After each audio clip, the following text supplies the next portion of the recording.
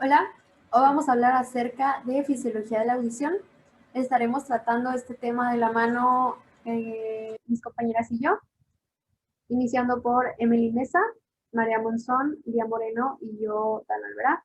Una vez dicho esto, pues iniciemos. Ok, como contenido tocaremos los temas en el siguiente orden, iniciando con anatomía del oído a manera de repaso. Después biofísica del sonido, con el objetivo pues de que conozcamos cómo funcionan las ondas sonoras, para posteriormente entrar al tema de transducción, ya que estos están bastante ligados. Luego de esto pues trataremos anatomía funcional del caracol junto con estructura y función del órgano de Corti, pasando a mecanismos auditivos centrales, función de la corteza cerebral de la audición y finalmente anomalías auditivas. Muy bien. El oído es el órgano de la audición y el equilibrio. Se divide en oído externo, oído medio y el oído interno. El oído externo y el medio están relacionados con la transferencia de sonido al oído interno, que este es el que contiene el órgano del equilibrio. La membrana timpánica separa el oído externo del oído medio y la activa auditiva conecta el oído medio con la nasofaringe. Muy bien. El oído externo está compuesto por la oreja, que recoge el sonido, y el meato acústico externo, que lo conduce a la membrana timpánica. La oreja se compone de una lámina de cartílago elástico de forma irregular, cubierto por una piel delgada. La oreja presenta varias depresiones y elevaciones, como lo que es la concha de la oreja, que es la depresión más profunda. El borde elevado de la oreja es el hélix, el lóbulo está formado por cartílago fibroso y el trago es una proyección de una forma de lengüeta. La irrigación arterial de la oreja deriva principalmente de las arterias auriculares posteriores y temporal superficial. El meato acústico externo se extiende hacia el interior a través de la porción timpánica del hueso temporal, desde la oreja hasta la membrana timpánica, en una distancia de 2 a 3 centímetros en el adulto. En cambio, la membrana timpánica, que también se le conoce como tímpano, va de aproximadamente 1 centímetro, es delgada y de forma ovalada y semitransparente. Se halla situada en el extremo medial del meato acústico. Como ya lo mencioné anteriormente, el tímpano hace separación con el meato acústico externo y la cavidad timpánica del oído medio.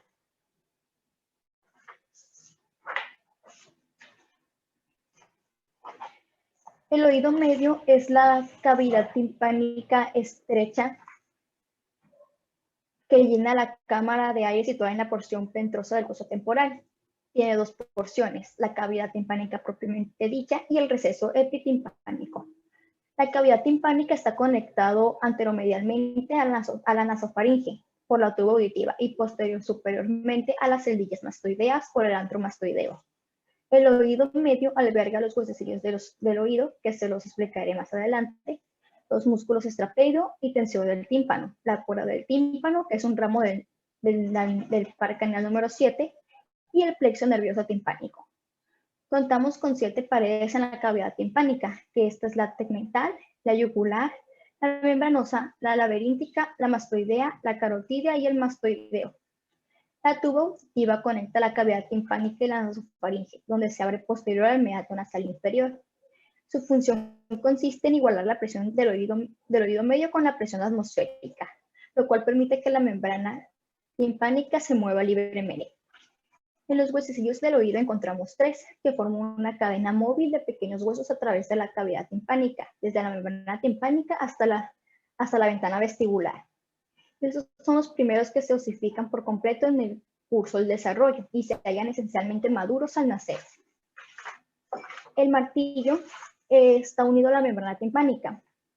La cabeza es superior y redondeada. Se sitúa en el receso timpánico.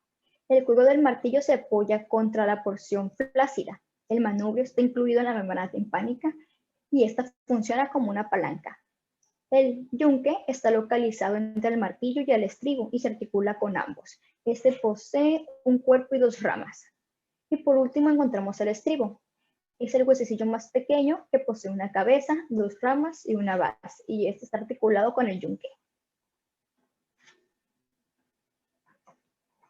El oído interno contiene el órgano vestíbulo coclear, implicado en la recepción del sonido y el mantenimiento del equilibrio, como ya se los mencioné al principio, pues está compuesto por dos laberintos y un meato. El laberinto óseo está formado por una serie de cavidades que son la cóclea, vestíbulos y conductos semicirculares, situados dentro de la cápsula óptica. El laberinto membranoso consta con una serie de sacos y conductos comunicantes que están suspendidos en el laberinto óseo. Está compuesto por dos divisiones, que es el laberinto vestibular y el coclear. Y por último encontramos el meato acústico, que este es un estrecho conducto que discurre lateral de aproximadamente 1 centímetro dentro de la porción ventrosa del temporal.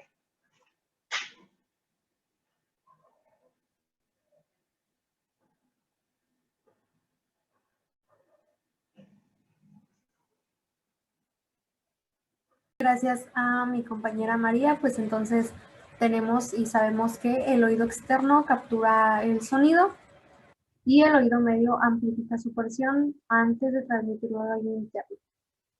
Pero, ¿cómo es que el sonido viaja para ser interpretado?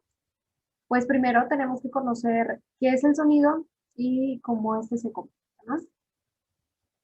El sonido es una onda de presión oscilatoria constituida por frecuencias que se transmiten a través de diferentes medios, ya sea aire, líquido o sólido, por lo que es un fenómeno perceptivo y se propaga a través de ondas, ¿no? Existen ciertas pautas que condicionan el sonido, que son el timbre, refiriéndose a los decibeles, el tono refiriéndose a los hertz y el timbre refiriéndose a la complejidad de la onda. Ya estaré tratando mejor y desarrollando mejor estas cuestiones.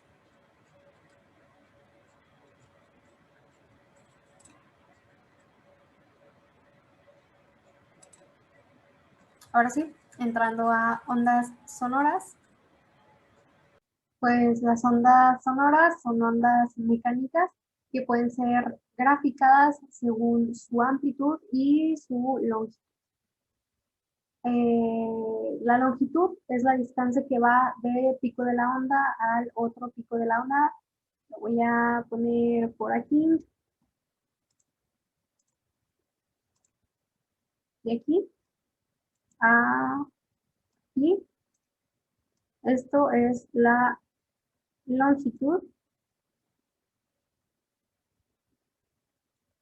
Y como podemos ver, la longitud es igual a un ciclo. La longitud de la onda es igual a un ciclo. Y está íntimamente relacionado con la frecuencia, ¿no? Como podemos ver aquí en la parte de abajo, la frecuencia se mide en ciclos por unidad de tiempo. Ahora, hay diferentes tipos de onda. Están las ondas sinusoidales, que también podemos ver en la imagen, que son, por ejemplo, de la primera línea. Estas son las ondas que tienen oscilaciones repetitivas, que son muy regulares y que son percibidas como tonos puros, ¿no? También podemos ver por aquí ondas complejas, así se les llama, que son estas, que son ondas que se componen de diferentes formas y diferentes tipos de frecuencias y amplitudes, que son los del habla o las de la música, por ejemplo. La amplitud de la onda, que podemos ver aquí en la imagen, determina la intensidad y se expresa en decibeles. ¿Qué son los decibeles? Pues los decibeles miden la pérdida o la ganancia de potencia de una onda. Muy bien. Siguiendo con el tema de los decibeles, pues tenemos aquí que un decibel es igual a 20 veces el logaritmo en base a 10 del cociente de P entre P inicial, donde P es la presión del sonido y P inicial es un nivel de presión de referencia. Un ejemplo de esto sería el umbral de la audición humana, digamos a la mejor que ¿no? Un estímulo umbral se ajusta en 0 decibeles. Para un sonido que es 10 veces más potente que el de referencia, la expresión pues se torna diferente y se torna como la que pueden ver aquí de este lado, que es básicamente el decibel es igual a 20 veces el logaritmo en base a 10 de 0.020 sobre 0.002, que da un resultado de 20, ¿no? ¿Y qué es lo que quiero decir con esto? Que cualquier par de sonidos que tengan una diferencia, digamos, de 10 tantos, presenta una diferencia de 20 decibeles. Como dato adicional a esto, pues yo agregué una pequeña reflexión, ¿no? Hay una obra del compositor John Cage que nos trata de demostrar que el silencio absoluto no existe. ¿Y cómo es que hace esto? Bueno, él compone una obra en la que se sienta, ve el piano, agarra las partituras, de pronto las mueve del atril, las ve, las regresa, baja la tapa del piano, se mueve de pronto, alguien tose por ahí. Y lo que él quería comprobar es que el silencio absoluto no existe. Ahora, hay personas que dicen ¿no? que la vibración, si la vibración no es interpretada, entonces el sonido no existe. Pero no sé si han escuchado el ejemplo de el árbol, que dice que hay un árbol ¿no? en un cerro y el árbol se cae, pero tú no lo escuchas. El sonido no existe porque tú no lo escuchaste, o el sonido sí existe, pero tú no lo escuchaste. Es completamente cuestión de percepciones y de contextos. Se los digo como una reflexión, como para que lo evalúen, a ver qué es lo que opinan ustedes.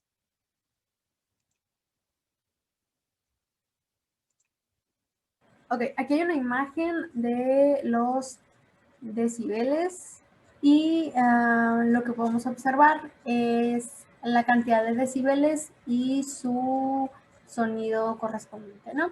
Está, por ejemplo, el del despegue del avión, que equivale a 155 decibeles, a 150 decibeles. Y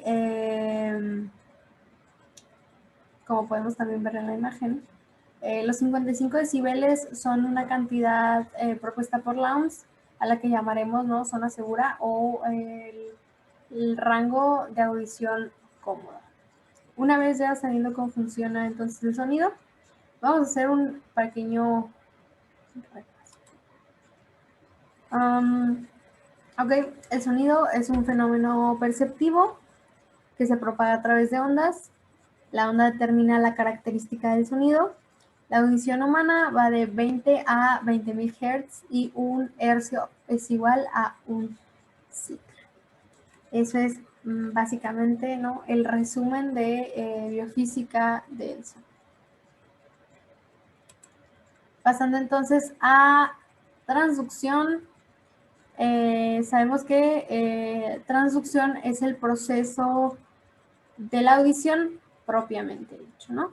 El sonido es captado por el oído externo y amplificado por el oído medio y después de esto transmitido al oído interno o a la cóclea, que convierte estas vibraciones después en impulsos nerviosos. Entonces, hay dos tipos de vías. Está la vía ósea y la vía aérea. Yo voy a iniciar hablando de la vía ósea. Esta vía consiste en la conducción del sonido a través del hueso temporal, inicialmente, ¿no? El hueso temporal es el encargado de proteger las estructuras pues, que hacen posible el proceso de la audición. Hay tres mecanismos fundamentales ¿no? en este proceso. El primero es cuando el sonido se transmite a través del cráneo, ¿no? Con estructuras como la mandíbula, hasta el conducto auditivo externo, y una parte alcanza la membrana timpánica. Entonces tenemos que se transmite a través del cráneo, ¿no? Con hueso temporal y con algunas ayuditas. Tiene contribución de las estructuras del oído medio, que es lo que voy a tocar ahorita, ¿no? En el segundo mecanismo se establece la contribución de las estructuras, como ya les decía, del oído medio a la transmisión, es lo que hablamos, ¿no? Como hoy se llama movimiento osicular. En el último mecanismo es que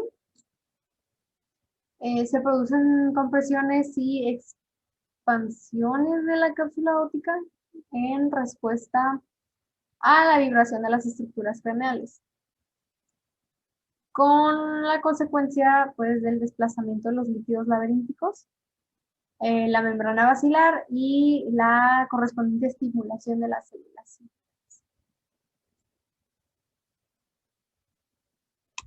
Ya que conocemos entonces cómo funciona, ¿no? la vía ósea, pues voy a pasar a hablar de la vía aérea. Aquí todo inicia en el oído externo, ¿no? El sonido viaja, llega al pabellón auricular, que funciona como un embudo y concentra el sonido para que avance entonces por el conducto auditivo externo. Aquí es donde el sonido comienza a amplificarse. ¿Cuánto se amplifica? Se amplifica de 10 a 15 decibeles, lo que equivale a 3000 Hz. Una vez dentro, choque con el tímpano y esto hace que vibre de manera anterógrada y de manera retrógrada. Voy a mover esta imagen. Entonces, el sonido va por aquí, llega al pabellón auricular, se concentra, empieza a amplificarse y choca con el tímpano, ¿no? El tímpano entonces transmite estas vibraciones al mango del martillo y este va entonces también pasando, ahorita voy a explicarlo mejor, hasta llegar a la parte de la base del estribo, pero conforme va avanzando va perdiendo energía, ¿no? La energía se refleja y se disipa una buena parte. Esto se le llama impedancia.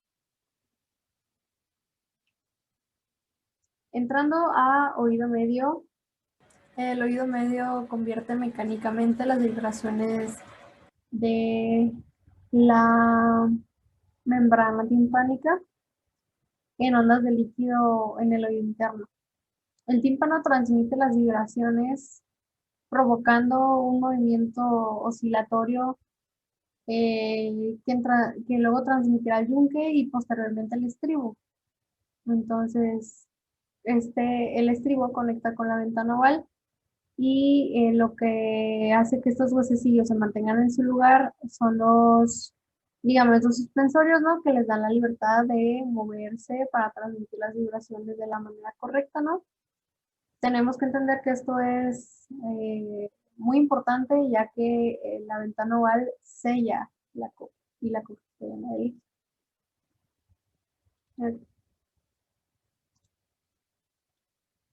El oído interno funciona como el transductor verdadero. Y para explicar esto voy a hacer un resumen, un recuento de lo que ya hemos hablado. Bueno, las ondas sonoras viajan por el pabellón auricular. Vamos a...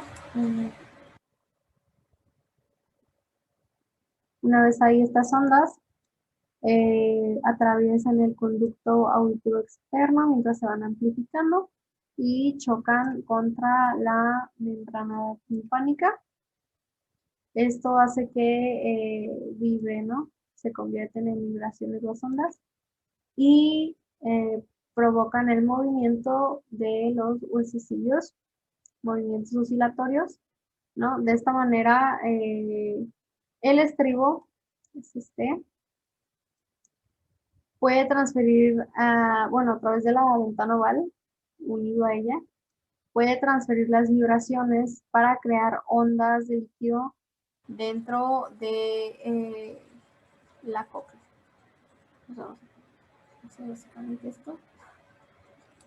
Y posteriormente las ondas empujan las membranas flexibles del conducto coclear y las células ciliadas que están dentro. Ya estaremos tratando eso mucho más específico en el siguiente tema.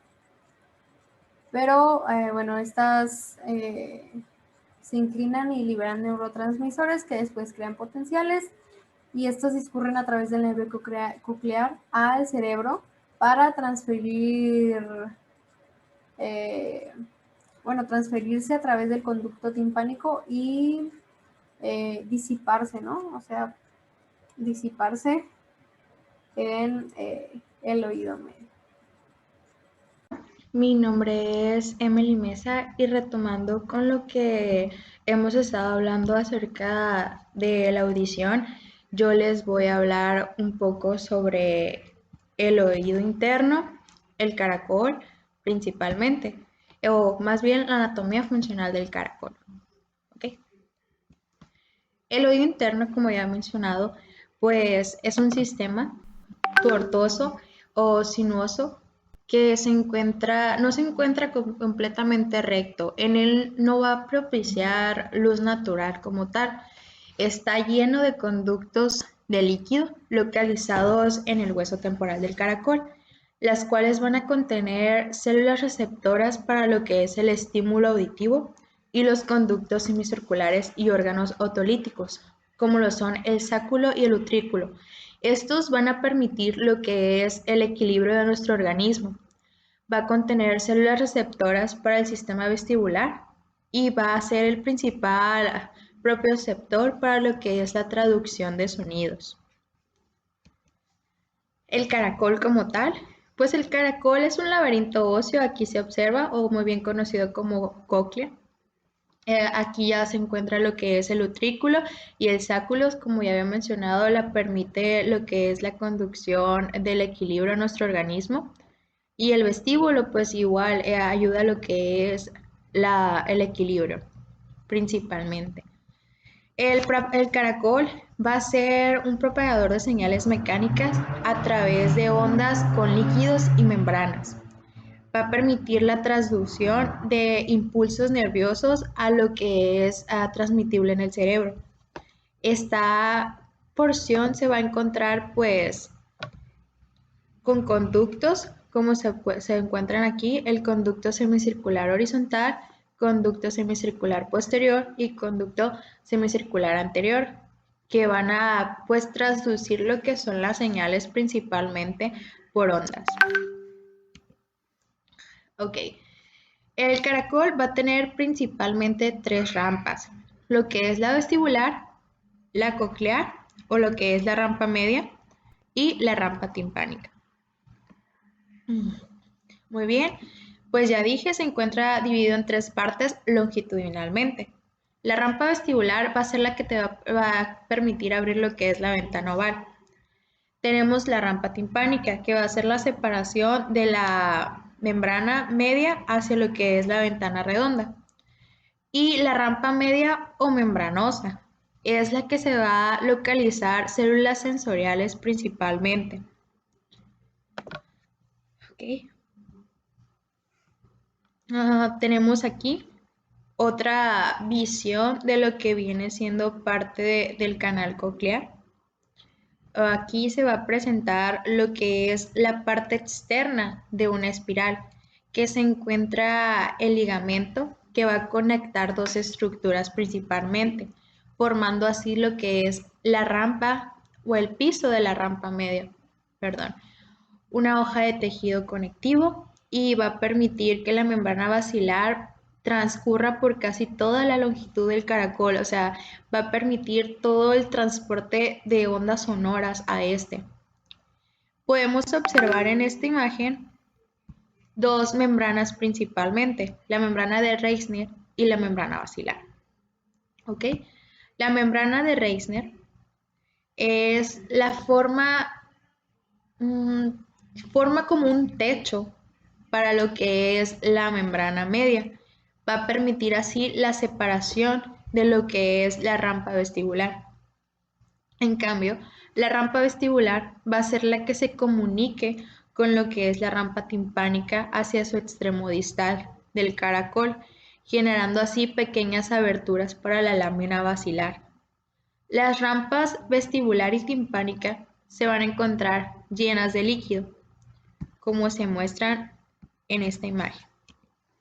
Aquí está, lo que es el líquido perilinfa, que se encuentra de azul, y el líquido endolinfa, que se encuentra principalmente de color verde. Muy bien, pues como ya mencioné, se encuentran llenos de líquidos, los cuales pues va a permitir la endolinfa, que va a ser un líquido rico en potasio y bajo en sodio. Esta va a ser secretada por una estría vascular y va a permitir que se genere hacia lo que es una capa fibrosa hacia la pared externa de la rampa media. Y la perilinfa va a ser un líquido que se va a propiciar por la rampa vestibular y timpánica. Se encuentra pues rico en sodio y bajo en potasio. ¿Okay? Como se muestran aquí. Aquí se muestran las membranas, como ya las había mencionado, y posteriormente hablaremos un poco de cilios para poder entrar a lo que es la estructura y la función del órgano de corte. Los cilios pues van a ayudar a lo que son las propaciones neurosensoriales, que van a permitir un transporte mejor de lo que son las ondas sonoras. Las células ciliadas son extensiones de la membrana tectorial. Sí. En tanto aquellas células ciliadas internas aparecen detenerse, van a entrar en contacto con neuronas que van a permitir neurotransmisiones, o sea, impulsos nerviosos para que se llegue a una producción sonora a lo que es el cerebro. El extremo apical para cada célula se va a formar por 50 estereocilios, los cuales se van a proyectar estructuras similares de cilios empaquetados en paralelo con hileras un poco curvilíneas. Se podría experimentar un poco. Cada hilera pues va a estar compuesta por 3000 células internas y va a estar pues dividida tanto células internas como células externas. Muy bien. Aquí se muestra cómo los canales, al ya haber mencionado, cómo se van a generar membranas tectorianas que van a permitir las ondas sonoras a lo que es el paso. Aquí, perdón.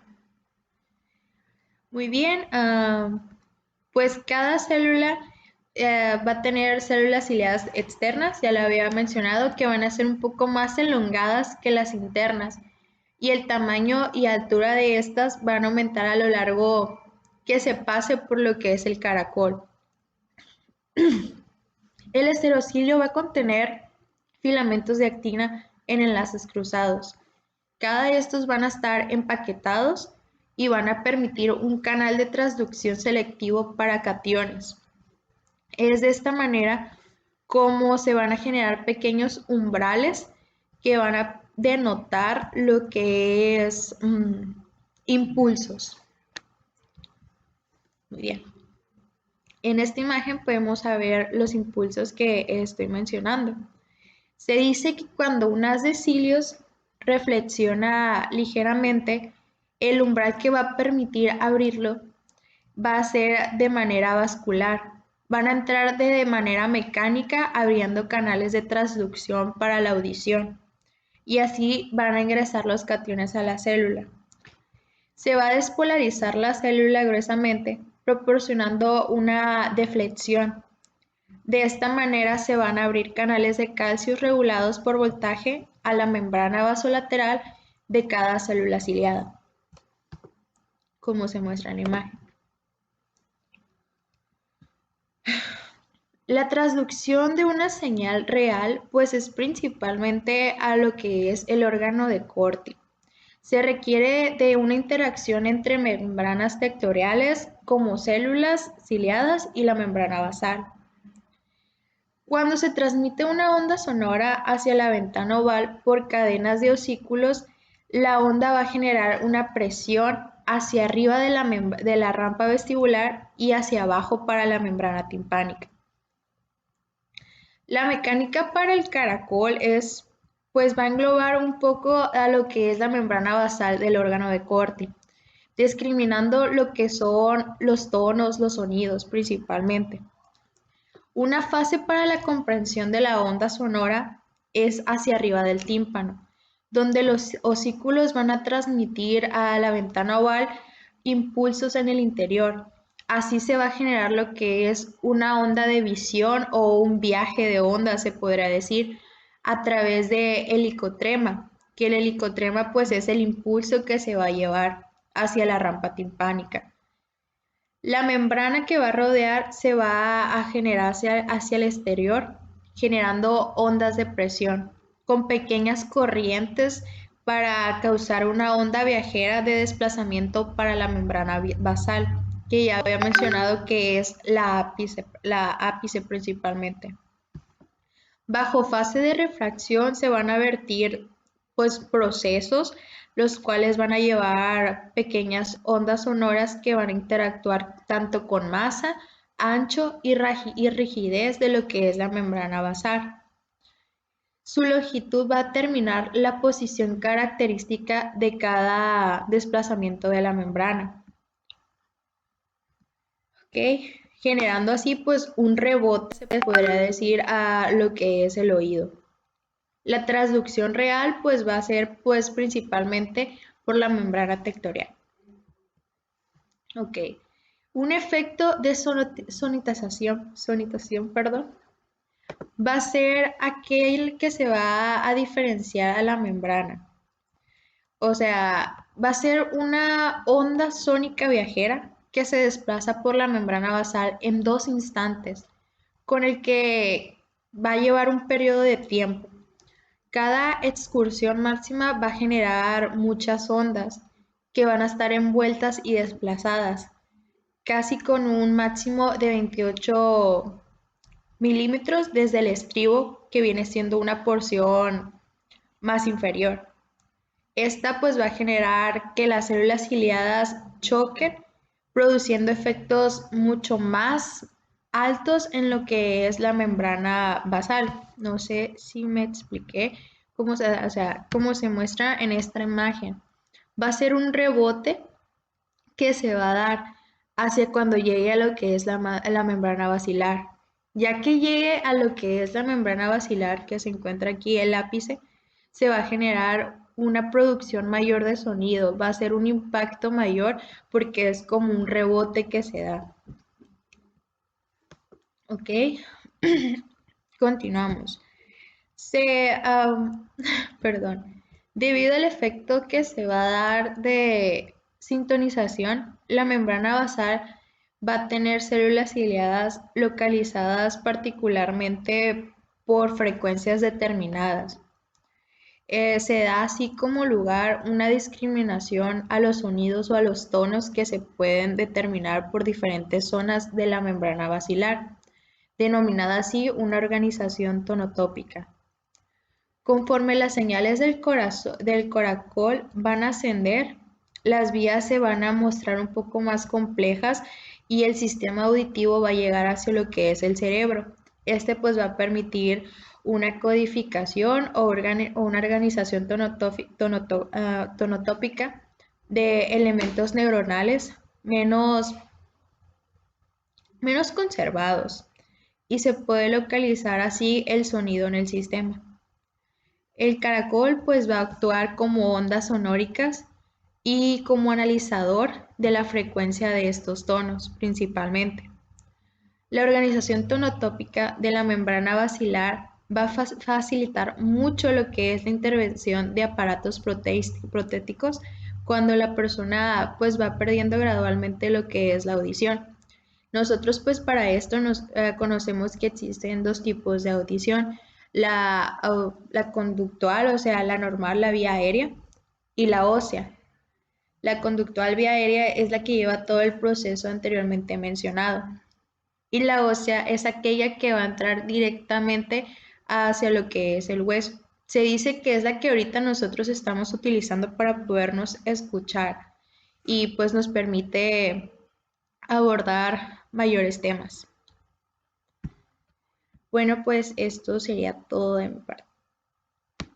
La vía auditiva es una cadena de 5 grupos neuronales que tienen una organización tonotópica.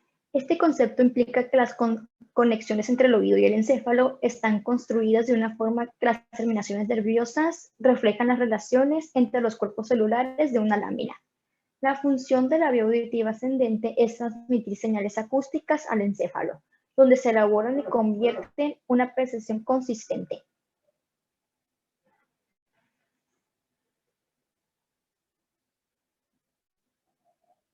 ¿Vale?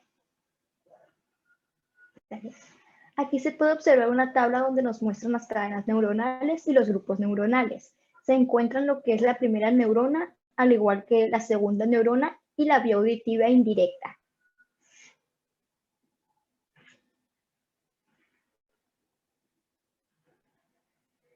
La vía auditiva es un camino complejo y está formado por 3 estaciones sinápticas, además de otras ubicadas en el complejo olivar superior y en los núcleos del lemnisco lateral y el tubérculo cuadragésimo.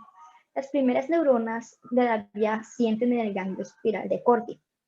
Estas primeras neuronas se han registrado en el estímulo desencadenado por cada tipo de frecuencia. Está conducido por grupos específicos de acciones. Las fibras originadas en las porciones basales de la cóclea conducen a las frecuencias agudas. Las segundas neuronas en los núcleos cocleares ventral y dorsal. La organización tonotópica descrita en las fibras del nervio coclear también se mantienen aquí, donde determinamos los grupos de células que responden de manera preferente a frecuencias concretas. Las fibras del núcleo coclear ventral en su mayor parte se dirigen a un complejo olivar superior y otras siguen por el lemnisco lateral.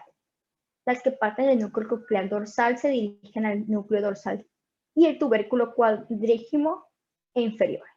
Las terceras neuronas están localizadas en el núcleo geniculado medial del tálamo. Aquí también encontramos una determinada organización tonotópica, además de desempeñar funciones integradoras auditivas. Los axones de las neuronas del núcleo geniculado forman la radiación acústica de Pfeiffer, que se va a dirigir al labio inferior de la cisura horizontal.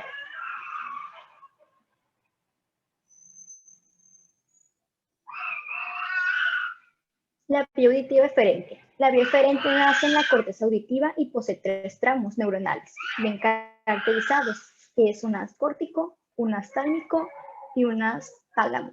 Esta vía tiene cometidos inhibidores y reguladores de manera que puntos concretos de complejo olivar superior inhibe áreas específicas del órgano de Corti, reduciendo la recepción del sonido hasta un 20 dB, capacitándonos para seleccionar entre los instrumentos de una orquesta, un violín, un piano o cualquier otro instrumento. Funcionamiento de la corteza auditiva. Siguiente diapositiva, por favor. Muy bien, bueno, clásicamente hay 2 tipos de regiones funcionales en la corteza auditiva, que es la corteza primaria, que está formada por neuronas que siguen una representación espacial de los estímulos, ya sea cocleotópica o tonotópica. La corteza secundaria, que esta no tiene una organización tonotópica, pero su funcionamiento tiene un papel muy importante en la localización espacial del sonido y el análisis de sonidos complejos, especialmente en las vocalizaciones específicas de la especie animal concreta y en el lenguaje humano. También se ha visto involucrada en la memoria auditiva. Siguiente diapositiva, por favor. Muy bien, en el área auditiva primaria, las neuronas están sintonizadas para tener una frecuencia concreta y están dispuestas según unas bandas y su frecuencia organizadas tonotópicamente. Su distribución espacial permite delimitar un mapa del receptor auditivo. La actividad funcional de esta área está influida por el estado de atención del sujeto, ya sea que esté en vigilia o esté en sueño. Algunas neuronas muy específicas participan en el análisis de los sonidos complejos. Los humanos y los animales, estando despiertos, son capaces de percibir pequeñas variaciones temporales en los sonidos complejos, asimismo tener una mejor comprensión del lenguaje. Siguiente diapositiva, por favor. Se identificaron dos poblaciones de neuronas que pueden codificar los estímulos secuenciales de manera distinta. Esas son las neuronas de tipo sincronizado y las no sincronizadas. Las neuronas de tipo sincronizado analizan bien los cambios temporales lentos, además que responden con precisión a los trenes de impulsos de pocos estímulos y participan en el análisis de frecuencia e intensidad. Y en cambio, las neuronas no sincronizadas analizan bien los cambios temporales rápidos, distinguen las variaciones temporales cortas y diferencian con precisión un estímulo del siguiente. Siguiente diapositiva, por favor. Las neuronas sincronizadas respetan a cada señal procedente de la vía auditiva solo cuando los trenes de estímulos tienen un intervalo superior a 20 milisegundos. Cuando este intervalo es inferior, ya sea de 10 milisegundos a 20, el ritmo de repetición se aumenta y las neuronas incrementan su frecuencia de descarga, pero sin relación directa con el ritmo de los estímulos. Y cuando el intervalo es menor a 10 milisegundos, solo responden al inicio y al final del tren de los estímulos. Las neuronas sincronizadas no responden de manera sincronizada a los estímulos, pero incrementan progresivamente su actividad hasta una muy alta frecuencia de descarga. Siguiente diapositiva, por favor.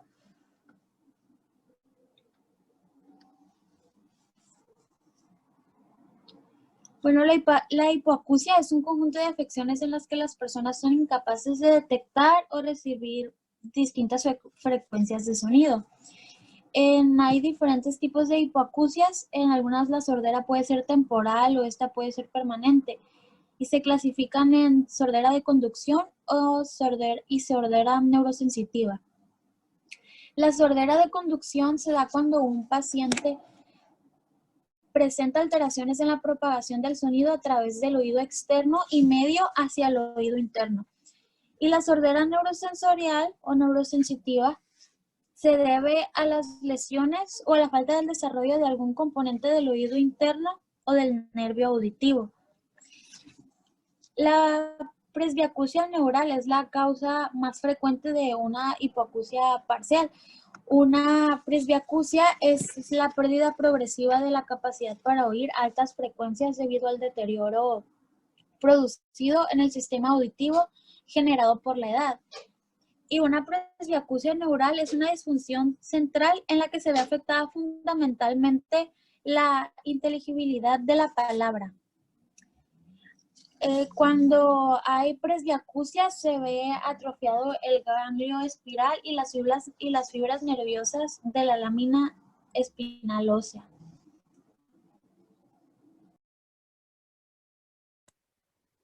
Ok, en nombre de todo el equipo agradezco su atención. Si tienen alguna duda pueden preguntarnos directamente a alguna de mis compañeras o a mí, o ponerlo en los comentarios, ya lo estaremos respondiendo.